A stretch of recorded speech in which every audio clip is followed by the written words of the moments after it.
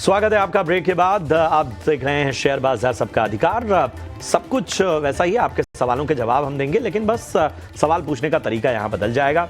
आपको एक QR code मिलेगा स्क्रीन पर लगातार, इसको स्कैन करते ही आप हमसे व्हाट्सएप के जरिए जुड़ जाएंगे और अपना सवाल वहाँ भेजिए, हम आपसे संपर्क करेंगे।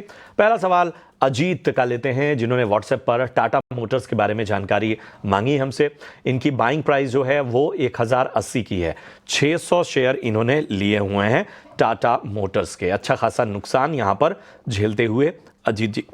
TCS भी इन्होंने लिया हुआ है और TCS की बाइंग प्राइस देखें तो 4370 के भाव पे इन्होंने TCS लिया है। यहाँ पर भी इनको टाटा मोटर्स की तरह ही नुकसान ज़्यादा होता हुआ। लक्ष्मीकांत जी और सचिन हमारे साथ बने हुए हैं। लक्ष्मीकांत जी, मैं आपके पास आना चाहूँगा। टाटा मोटर्स 1000 रुपये के ऊपर की बाइंग है। बात करें अगर TCS की तो 4300 के स्तर की बाइंग है। इन दोनों में नुकसान आगे पीछे ही हो रहा है, लेकिन लगभग मान के चलिए एक जैसा ही नुकसान यहाँ झेल रहे हैं। क्या किया जाए? दोनों हैं तो दिग्गज स्टॉक, लेकिन खरीदारी जो है वो काफ़ी ऊपरी स्तरों की और स्टॉक की क्वांटिटी भी ज़्यादा है। टाटा मोटर्स में आफ्टर कंसिस्टेंट डिक्लाइन एक ठहराव होता हुआ नजर आ रहा है वीकली के चार्ट्स पे। ये अभी 100 DMA को रिटेस्ट करने के बाद यहाँ पे एक शॉर्ट टर्म रिबाउंड देखने को मिला है। तो मुझे लगता है कि अब यहाँ पर हमें एक कंसोलिडेशन देखने को मिल सकता है around the levels of 800 to 820 zone के आसपास। निचले स्तर के जो लेवल्स हैं वो है 750 तक, और मुझे लगता है कि जब तक ये होल्ड करता है तब तक यहाँ से कंसोलिडेशन ब्रेकआउट हम एक्सपेक्ट कर सकते हैं 820 के ऊपर। 820 के ऊपर जैसे स्टॉक निकलता है तब वहां से 890 से लेकर 900 तक के लेवल ये स्टॉक शो कर सकता है। तो इन्होंने पेशेंस के साथ ये स्टॉक होल्ड किया है, तो मुझे लगता है इनको आगे भी होल्ड रखना चाहिए। एक स्टॉप लॉस मैं रिकमेंड करना चाहूंगा अराउंड द लेवल्स ऑफ 750, और जब तक स्टॉक इसके ऊपर होल्ड करता है तब तक हम कंसोलिडेशन ब्रेकआउट एक्सपेक्ट कर सकते हैं 820 के ऊपर, और 820 का निकलने के बाद 890 से लेकर 900 तक के लेवल्स देखे जा सकते हैं टाटा मोटर्स में। TCS की अगर बात करें तो TCS में अच्छा खासा रेक्टेंगुलर ब्रेकआउट देखने को मिला था 2 दिनों पहले, और अभी भी ये अपने हायर टॉप्स हायर बॉटम के अनुसार ट्रेड कर रहा है। अभी जो इमीडिएट रेजिस्टेंस नजर आ रहे हैं यहाँ पर, वो आ रहे हैं अराउंड 4350-80 के आसपास। बट ओवरऑल स्ट्रेंथ TCS में नजर आ रहा है क्योंकि इंडिकेटर ऑसिलेटर भी काफी सपोर्टिव है। मुझे लगता है कि यहाँ से अभी ये स्टॉक अपने प्रायर स्विंग हाई जो कि 4590 के आसपास आ रहा है वहां तक निकल सकता है, और अपर बैंड पर वहां पर कंसोलिडेशन होता है और फिर उसके बाद हमें अगर वीकली क्लोजिंग 4590 के ऊपर मिलती है तब ये स्टॉक आने वाले समय में 4900 से लेकर 5000 के लेवल को टच कर सकता है। तो दोनों ही स्टॉक में होल्ड रखने की सलाह रहेगी। TCS में जो स्टॉप लॉस नजर आ रहे हैं वो नजर आ रहा है 4050 के आसपास। चलिए, तमाम काउंटर्स पर आपने ये सलाह दी यहाँ पर लक्ष्मीकांत जी, लेकिन सचिन, हमारे एक यूट्यूब के दर्शक है अकरम पटेल, और उनका सवाल मज़गांव डॉक पर है। उन्होंने ये नहीं बताया कि उन्हें इसमें पैसे लगाने हैं या ऑलरेडी पैसे लगा चुके हैं, बट फिलहाल अगर किसी को पोजीशन लेनी हो तो आप किस तरह का मोमेंटम देखते हैं? अगर मैं नियर टर्म आउटलुक समझना चाहूँ, किस प्राइस पर एंट्री करनी चाहिए? कविता जी, वेल मजगांव डॉक के अंदर जो है आज के ट्रेडिंग सेशंस में एक अच्छा मोमेंटम्स यहाँ पे हम लाइक होता हुआ देख रहे हैं। इवन पिछले 2 ट्रेडिंग सेशंस की मैं अगर बात करूं यहाँ पर, तो एक वॉल्यूम बाइंग्स जो है वो हमें यहाँ पर नोट हुई है। साथ ही साथ में स्टॉक्स जो है वो अपने 150 DMAs के ऊपर जो है वो मूव करता हुआ, सस्टेन करता हुआ नजर आया है। सो पॉसिबली नियर टर्म में ये जो मोमेंटम है वो और कंटिन्यू होता हुआ नजर आ रहा है मुझे चार्ट्स पर। एंड अपसाइड में जो पोटेंशियल टारगेट्स मुझे लग रहे हैं स्टॉक के अंदर, करीब 4700 टू 4800 तक के लिए लग रहे हैं। वो पॉसिबल टारगेट्स जो है वो मजगांव डॉक में देखने को मिल सकते हैं नियर टर्म में। While on the down side में अगर मैं बात करूं कि अच्छे सपोर्ट्स लेवल की, तो जो सपोर्ट्स फॉर्म हुए हैं ना स्टॉक के, वो नियर अराउंड 3950 के आसपास में। सो 3950 3940 वो एक इमीडिएट सपोर्ट्स स्टॉक के लिए हो सकते हैं। अपसाइड में पोटेंशियल टारगेट्स 4700 टू 4800 तक के लिए लग रहे हैं। चार्ट स्ट्रक्चर्स जो है जहां पर पहले पिछले हम कुछ टाइम से एक साइडवेज मोमेंटम्स देख रहे थे, एक नेगेटिव मोमेंटम्स देख रहे थे, वो भी चेंज होता हुआ नजर आया है। तो फर्दर रिवर्सल पॉसिबली यहां पर लग रहा है कमिंग डेज के लिए। सो व्यू पॉजिटिव साइड का बना हुआ है सचिन जी की तरफ से मज़गांव डॉक पर। लेकिन इसी के साथ व्हाट्सएप पर भी हमें कई सवाल आ रहे हैं, तो वहाँ से भी ले लेते हैं।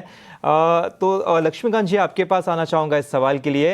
ये सवाल अभिषेक जी के तरफ से है। BSE होल्ड कर रही है 40 शेयर 4860 के भाव से। स्टॉक देखें तो वहाँ से तो थोड़ा नीचे की तरफ नज़र आ रहा है, 5-6% नीचे की तरफ ट्रेड होता हुआ नज़र आ रहा है। हम देख रहे हैं कि पिछले शायद 1-1.5 महीने से ये 5,000 के आसपास का लेवल है, बार बार उसे रीटेस्ट कर रहा है, तोड़ नहीं पा रहा, सस्टेन नहीं कर पा रहा है, वहाँ पे रेजिस्टेंस लेके वापस नीचे आता हुआ नज़र आ रहा है। तो यहाँ पर आपकी क्या राय बन रही है? अभी भी स्टॉक उसके ही नीचे ट्रेड करता हुआ नज़र आ रहा है, यहाँ से एक पॉजिटिव ब्रेकआउट नज़र आ सकता है या और नीचे की तरफ गिर सकता है स्टॉक? कि अगर ब्रॉडर ट्रेंड्स देख रहे हैं तो वो तो काफी स्ट्रांग नजर आ रहे हैं।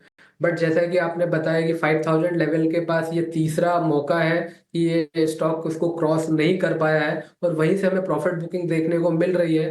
सो एक double top kind of formation बनता हुआ नजर आ रहा है डेली के चार्ट्स पर। तो मुझे लगता है कि अगर ये 4450 के नीचे अगर सस्टेन होता है आने वाले समय में तो फर्दर प्रॉफिट बुकिंग देखने को मिल सकती है टूवर्ड द लेवल्स ऑफ 3900। अगर इनका लॉन्ग टर्म का नजरिया है तो मुझे लगता है 3900 के स्टॉप लॉस के साथ ये होल्ड कर सकते हैं। बट अगर इन्होंने शॉर्ट टर्म ट्रेड रखा हुआ है तो मुझे लगता है कि अगर जैसे ही स्टॉक 4450 के नीचे आता है तो वहां से एग्जिट हो सकते हैं। जो फ्रेश बाइंग मोमेंटम है वो 5000 के ऊपर बनता हुआ नजर आ रहा है। अगर ये 5000 के ऊपर क्लोजिंग देता है, अगर वीकली क्लोज आता है तो वहां से फिर हमें फर्दर अपसाइड की रैली दिखाई दे सकती है 600 टू 700 पॉइंट तक के लिए। बट जब तक ये 5000 के नीचे ट्रेड करता है तब तक हम एक प्रॉफिट बुकिंग एक्सपेक्ट कर सकते हैं toward the levels of 3900। BSE limited पर ये आपको एक विस्तृत सलाह मिलती हुई लक्ष्मीकांत जी की तरफ से। चलिए बढ़ते हैं आगे। बाजार में गिरावट बढ़ती जा रही है। इस बीच हमारे साथ कॉलर जुड़ चुके हैं, ज़ीशान अहमद। ज़ीशान, गुड मॉर्निंग, कहाँ से बात कर रहे हैं? छिंदवाड़ा, मध्य प्रदेश। अरे वाह, बताइए ज़ीशान, क्या मदद की जाए आपकी? कौन सा स्टॉक लिया है, किस भाव पे लिया है, कितनी क्वांटिटी में लिया है? ONGC का है जी, 388 से। ठीक है, किस भाव पे लिया आपने? 288। ठीक है, ठीक है, 530 दे रहे। ठीक है। क्या नजरिया आपका ONGC पे? मेरा नजरिया 6 महीने का है। 6 महीने का है, तो यहाँ पर नुकसान इस वक्त झेलते हुए साफ तौर पर ज़ीशान अहमद ONGC में 288 की इनकी बाइंग है। बताएं सचिन, क्या करना चाहिए ONGC में? हालांकि कल हमने देखा था कि जो ऑयल मार्केटिंग कंपनियां हैं उनमें एक अच्छा मोमेंटम नज़र आया था, अच्छी तेज़ी नज़र आई थी, लेकिन फिलहाल जो इनकी बाइंग प्राइस है उससे तो नीचे है स्टॉक। जी बिल्कुल, इनकी बाइंग प्राइस से स्टॉक जरूर नीचे है, बट स्टॉक का जो सेटअप है वो रिवर्स होता हुआ नजर आ रहा है। लाइक बॉटम्स फॉर्म हुए हैं नियर अराउंड 240 के आसपास में। साथ ही साथ में अगर डेली चार्ट्स पर फोकस करेंगे तो 2 ट्रेडिंग सेशंस पहले ना एक मेजर रिवर्सल कैंडलस्टिक पैटर्न यहाँ पर फॉर्म हुआ है। इसके बाद में हमने प्रीवियस ट्रेडिंग सेशंस में एक वॉल्यूम्स के साथ में बाइंग आती हुई देखी है स्टॉक के अंदर। सो पॉसिबली मुझे लग रहा है ये जो मोमेंटम है अपसाइड में एक बार 280 285 तक के लिए कंटिन्यू होता हुआ नजर आ सकता है कमिंग डेज में। सो यहाँ पर पोजीशंस को होल्ड करने की सलाह रहेगी। 280 एंड 85 ये एक इंपॉर्टेंट लेवल्स हैं। इनकेस अगर स्टॉक्स वहां पर भी वेल सेटल रहता है एंड 2 से 3 ट्रेडिंग सेशंस तक भी कंसोलिडेट होता है अराउंड दैट लेवल, सो फिर एक फ्रेश ब्रेकआउट नियर अराउंड 300-310 तक के लेवल्स को देखते हुए हम वहां पर एक्सपेक्ट कर सकते हैं। So immediate level current market price से अगर हम बात करें यहाँ पर तो 280-85 तक के लग रहे हैं एंड अबव दैट लेवल्स अगर स्टॉक फर्दर सस्टेन करता है तो 300 एंड 310 तक के टारगेट्स यहाँ पर एक्सपेक्ट कर सकते हैं। सो स्टॉक में डेफिनेटली पोजीशंस होल्ड करने की सलाह रहेगी।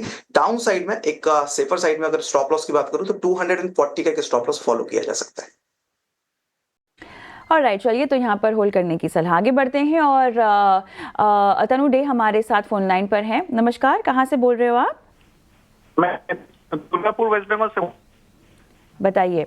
ओके, आपने किस स्टॉक में खरीदारी कर रखी है, किस भाव पर? Actually, I have purchased BDL 45 numbers at 1136. 1136, oh okay. आपको इसमें और कितना रुकना होगा? I have 6 months to can wait. 6 महीना और आप देना चाहते हैं? Right. ठीक है। सचिन, बहुत ही रेंज बाउंड मूवमेंट हमें दिखाई दे रही है ऑलमोस्ट, अगर हम 1 महीने तक के चार्ट्स को देखें, लेकिन उसके बावजूद देखिए 1136 के इनके लेवल्स हैं। क्या लगता है 6 महीने का नज़रिया इनको और देना चाहिए? जी डेफिनेटली देना चाहिए। मुझे लगता है कि स्टॉक के अंदर जो है एक मोमेंटम अपसाइड में बनता हुआ नजर आ रहा है एंड ये जो बेस बना है नियर अराउंड 890 के आसपास में वही एक इंपॉर्टेंट सपोर्ट लेवल है स्टॉक के लिए। एंड पॉसिबली जो टारगेट्स मुझे लग रहे हैं ना स्टॉक में वो करीब 1160 1180 तक के लिए लग रहे हैं। एंड अबव दैट लेवल अगर स्टॉक सस्टेन करता है तो फिर वापस से ये ट्रेंड अपना रिज्यूम करता हुआ नजर आएगा। So immediate targets current market price से करीब 1160 70 तक के एक्सपेक्टेड है, और उसके ऊपर जो एक हर्डल है 1200 के आसपास में, इनकेस अगर वो भी ब्रेक होता है तो फिर पॉसिबली अपसाइड मोमेंटम्स और कंटिन्यू होता हुआ नजर आएगा। सो पोजीशंस को होल्ड करने की सलाह रहेगी। डाउन साइड में 890 जो सपोर्ट लेवल है उसको एक इमीडिएट इंपॉर्टेंट लेवल्स कंसीडर कर सकते हैं पोजीशंस के लिए। बिल्कुल, तो यहाँ पे अहम लेवल्स भारत डायनामिक्स पे आपको दे दिए गए। ऊपर की तरफ टारगेट 1160 1180 का नज़र आता है और बाकी लेवल्स भी आपको दे दिए गए हैं। इसी बीच पीएसयू बैंक पर बात करते हैं, क्योंकि हम देख रहे हैं कि 2 दिनों से पीएसयू शेयरों में तेज़ी देखने को मिल रही है। ये तेज़ी कितनी टिकाऊ है और एनालिस्ट का पीएसयू शेयरों पर क्या अनुमान है, जानते हैं शरद दुबे से। शरद, बताइए। जी बिल्कुल, पिछले 2 सेशन में हमने देखा कि पीएसयू स्टॉक्स में जो है बाइंग देखने मिली, पीएसयू बैंक्स में देखने मिली, लेकिन कुछ अहम ट्रिगर्स है जो मैं आपके नज़र में लाना चाहता हूँ। Of course NDA led victory आई महाराष्ट्र के इलेक्शंस में। इसके अलावा बहुत सारे बैकलॉग ऑर्डर्स थे जनरल इलेक्शन और स्टेट इलेक्शंस पे जो अनाउंस नहीं किए गए थे, वो धीरे धीरे करके जो है ऑर्डर अनाउंसमेंट्स देखने मिल रहे हैं, पॉलिसीज़ की अनाउंसमेंट्स आ रही है। ओवरऑल विंटर सेशन जो पार्लियामेंट में वो भी जो है शुरू होने वाला है। और यहाँ पे याद रखिए स्पेशली जो पोर्ट्स जो है, शिपिंग, एक्सपोर्ट्स, इस पे जो है ज़्यादा फोकस रहने वाला है जो बिल्स की अनाउंसमेंट्स होगी। पीएसयू स्टॉक्स की करेक्शन भी हमने देखी है। बीएसई पीएसयू इंडेक्स जो है 13% अपने हाई लेवल से गिरा है, कुछ जो है अट्रैक्टिव लेवल्स पे भी आए हैं एनालिस्ट के हिसाब से। और हाल ही में लास्ट वीक दीपम ने भी जो है कॉर्पोरेट एक्शंस को ईज़ करने के लिए, वैल्यू क्रिएशन करने के लिए शेयर होल्डर्स के लिए बहुत न्यूज़ फ्लोज लाए, जैसे कि बायबैक, शेयर स्प्लिट, डिविडेंड और बोनस के गाइडलाइंस के चेंजेस लाए हैं। थोड़े रिस्क भी ज़रूर है अगर पीएसयूज़ की बात करें। एक तो एग्जीक्यूशन रिस्क होता है, कैश फ्लो सही समय पे पेमेंट का भी डिलेज देखने मिलती है, इन्फ्लेशन है और कभी कभी जियोपॉलिटिकल टेंशन्स का भी इम्पैक्ट देखने मिलता है। बट ओवरऑल करेक्शंस अगर बात करें पिछले 3 महीने में तो कुछ स्टॉक्स हैं जिनमें करेक्शंस आए हैं, वैल्यूएशंस भी थोड़े जो है हल्के हुए हैं और कह सकते हैं चीपर साइड पे, जैसे कि Cochin shipyard, new India assurance, MRPL, Ircon, Bharat dynamics, Mishra Dhatu और हुडको और आरवीएनएल जैसे स्टॉक्स। ऑफकोर्स रेलवे नाम जो है यहाँ पे ज़्यादा है। और हमने जो है एक रिसर्च भी किया जहाँ पे जो स्टॉक्स होते हैं जिसमें मात्र जो आप कह सकते हैं मिनिमम 10 एनालिस्ट ट्रैक करें पीएसयू स्टॉक्स में, उसमें जो सबसे ज़्यादा रिटर्न पोटेंशियल अगले 12 महीने में आ रहा है वो आपके लिस्ट सामने में, जैसे कि आरईसी, एलआईसी, कोल इंडिया, ओएनजीसी, जहाँ पे एक्सपेक्टेशन है कि 30% या उससे ज़्यादा की जो है आप रिटर्न्स एक्सपेक्ट कर सकते हैं। इस लिस्ट में जो है union bank, HAL, Canara bank, bank of Baroda और ऑयल इंडिया भी शामिल हैं। बिल्कुल शरद, बहुत बहुत शुक्रिया इस एनालिसिस को इतने अच्छे से डिटेल वे में बताने के लिए। दर्शक फोन लाइन पर नागपुर से हैं एसके जैन साहब। नमस्कार जैन जी, कैसे हैं आप? हाँ मैडम, आप मेरे पास 100 शेयर है एसजेवीएन के 62 के भाव से। 62 एसजेवीएन, ओके। हाँ और 25 शेयर है जुपिटर वैगन्स के 378 के भाव से। लॉन्ग टर्म इन्वेस्टर हूँ, आपकी राय जानिए। चलिए, बहुत बढ़िया। दोनों पर ही हम आपको राय दिलाते हैं। लक्ष्मीकांत जी, आपके पास मैं आऊँगी। जुपिटर वैगन्स में इनका जो प्राइस है 378 है और एसजेवीएन में 62 बोल रहे हैं। दोनों ही काउंटर्स में इनको मुनाफा हो रहा है, लेकिन इन्हें और मुनाफा कमाने के लिए आगे भी लंबा रुकना है। कितना रुकने की सलाह चार्ट्स के मुताबिक आप इनको देंगे दोनों ही काउंटर्स में? एसजेवीएन काफी अहम लेवल से रिबाउंड होता हुआ आ रहा है। यहाँ पे एक राउंडिंग बॉटम फॉर्मेशन बनता हुआ दिखाई दे रहा है डेली के चार्ट्स पर, और आरएसआई भी बुलिश डाइवर्जेंस शो कर रहा है। Immediate resistance around the levels of 118 है, वहां से अपर साइड के ब्रेकआउट एक्सपेक्टेड है। एक बार ये 118 के लेवल्स को निकालता है तो वहां से फिर ये स्टॉक 135 के लेवल्स को टच कर सकता है, जो कि इसका नेक्स्ट हर्डल होगा। और 135 के ऊपर जाता है तो जो नेक्स्ट अपर साइड के जो मोमेंटम है वो 140 टू 145 के दिखाई दे रहे हैं। और अगर डाउन साइड के सपोर्ट्स की बात करें तो वो आता हुआ नजर आ रहा है 101 के आसपास। तो जब तक एसजेवीएन 101 के लेवल्स को होल्ड कर सकता है तब तक हम अपर साइड के ब्रेकआउट एक्सपेक्ट कर सकते हैं टूवर्ड द लेवल्स ऑफ 135। और अगर हम इनका जो दूसरा स्टॉक है जुपिटर वैगन लिमिटेड, यहाँ पर एक डिक्लाइनिंग ट्रेंड शो कर रहा है। बट यहाँ पर भी एक बेस फॉर्मेशन होता हुआ नजर आ रहा है अराउंड द लेवल्स ऑफ 420। सो मुझे लगता है 420 के साथ इसको होल्ड करके रखा जा सकता है। यहाँ से एक पुल बैक मूव एक्सपेक्टेड है toward the levels of 500 to 520 zone, जो उसका नेक्स्ट हर्डल होगा। 520 के ऊपर अगर ये स्टॉक ट्रेड करेगा तो वहां से फिर से अपर साइड के मोमेंटम दिखाई दे सकते हैं, जो कि इस स्टॉक को पुश करेंगे 600 टू 625 तक। इन पे 520 का एम लेवल है, इसके ऊपर जाएगा तो एक अच्छी पॉजिटिव मोमेंटम बनती हुई नजर आ सकती है। लेकिन लक्ष्मीकांत जी, मैं एक और सवाल के लिए आपके पास ही आऊँगा। व्हाट्सएप पर यहाँ पे सवाल आ रहे हैं, वहाँ से ले लेते हैं। जगदीप रॉय का सवाल है ये, बैंक ऑफ इंडिया पे 100 शेयर होल्ड कर रहे हैं करीबन 122.5 के भाव से। वहाँ से देखें तो स्टॉक वैसे तो कुछ 13-14% नीचे की तरफ ट्रेड होता हुआ नजर आ रहा है। जहाँ पर इनकी खरीदारी है वहाँ पे 200 DMA था, उसके बाद 100 DMA को भी तोड़ता हुआ नीचे आ चुका है। अब जहां पे ट्रेड कर रहा है 50-20 DMA के आसपास ट्रेड कर रहा है, और काफ़ी समय से हम देख रहे हैं कि 100 DMA पर स्टॉक रेजिस्टेंस ले रहा है। यहां से आपको क्या लगता है कब तक एक रिकवरी आ सकती है, एटलीस्ट इनके खरीदी वाले भाव तक, या तो यहाँ पे कुछ गिरावट नजर आ रही है आपको? देखिए, मुझे इसमें रेंज बाउंड ट्रेड एक्सपेक्टेड नजर आ रहा है। अपर साइड के जो लेवल्स है वो 115 के हैं। अगर 115 के लेवल्स के ऊपर ब्रेकआउट मिलता है वीकली चार्ट्स पर, तब हमें वहां से 125-130 के लेवल्स देखे जा सकते हैं बैंक ऑफ इंडिया में। डाउन साइड पर हमें अच्छे खासे सपोर्ट भी नजर आ रहे हैं, जो कि है 95 से लेकर 90 के जोन के आसपास। सो अपर साइड के ब्रेकआउट के लिए इनको 115 का वेट करना चाहिए। 115 के अगर ऊपर ऊपर ट्रेड करना स्टार्ट करता है तो वहां से हमें 125 से लेकर 130 के लेवल दिखाई दे सकते हैं। तो ये है बैंक ऑफ इंडिया पर आपको सलाह मिलती हुई। अगला सवाल व्हाट्सएप के जरिए आया है मिथिलेश सिन्हा जी का, सिलीगुड़ी पश्चिम बंगाल से।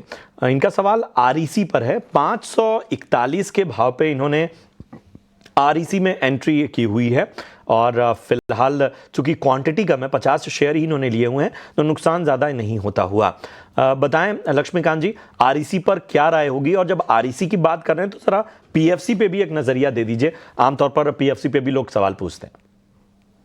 देखिए, RSI में एक शॉर्ट टर्म ब्रेकआउट एक्सपेक्ट किया जा सकता है टुवर्ड द लेवल्स ऑफ 535, और ये स्टॉक में hammer kind of candle formation बनता हुआ नजर आ रहा है डेली के चार्ट्स पर। 535 के अहम लेवल्स रहेंगे। 535 के ऊपर कंसोलिडेशन ब्रेकआउट अगर आता है तो वहां से स्टॉक 570 के लेवल्स को टच कर सकता है। और ये जो व्यू है पॉजिटिव साइड का वो इंटेक्ट रहेगा जब तक ये स्टॉक 505 के ऊपर ट्रेड करता है।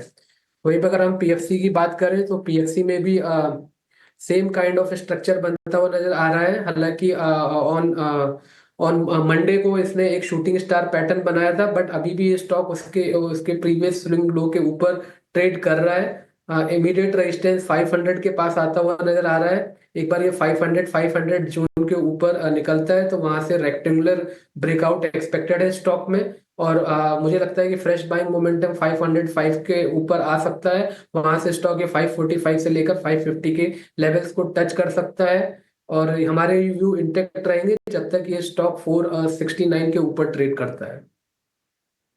ऑलराइट लक्ष्मीकांत जी, इसी के साथ शो को समाप्त करने का समय भी हो गया है, लेकिन जाने से पहले आपके डिस्क्लेमर्स चाहेंगे? जितने भी स्टॉक्स के बारे में हमने डिस्कशन किया है उसमें मेरा कोई पर्सनल ट्रेड नहीं है, हालांकि मेरी ऑर्गेनाइजेशन का और क्लाइंट्स का ट्रेड हो सकता है। धन्यवाद आज हमें समय देने के लिए। इसी के साथ मुझे, प्रशांत और अंश को भी इजाजत दें, लेकिन ब्रेक